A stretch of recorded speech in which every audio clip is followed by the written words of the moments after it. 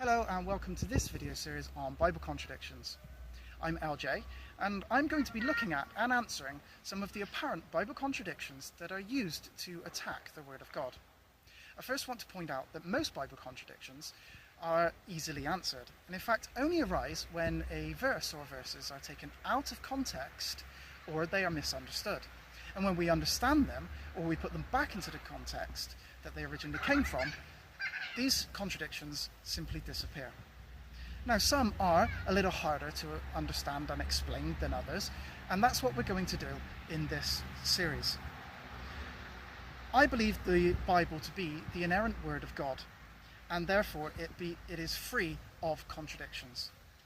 Now, with that in mind, let's have a look at some of these contradictions. Apart from Jesus, has anyone else gone into heaven? What about Enoch or Elijah? 2 Kings 2:11. And it came to pass, as they still went on and talked, that behold, there appeared a chariot of fire and horses of fire, and parted them both asunder, and Elijah went up by a whirlwind into heaven. Genesis 5:24. And Enoch walked with God, and he was not, for God took him.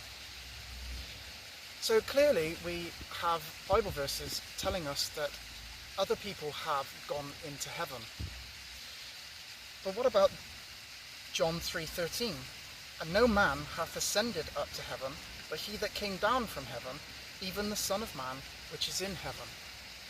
Well, this verse tells us that no man has ascended into heaven. Ascension and being taken are two different things. Jesus is, was, and always will be the only man to ever ascend into heaven on his own righteousness. The contradiction only arises when we look at the verse in a different Bible version, such as the NIV. John 3:13, no one has ever gone into heaven except the one who came down from heaven, the Son of Man. Well, clearly this is incorrect.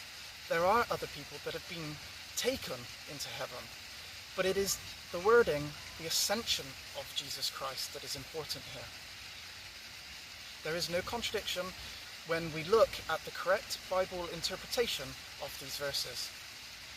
Thank you very much for watching, and I look forward to seeing you again on the next video.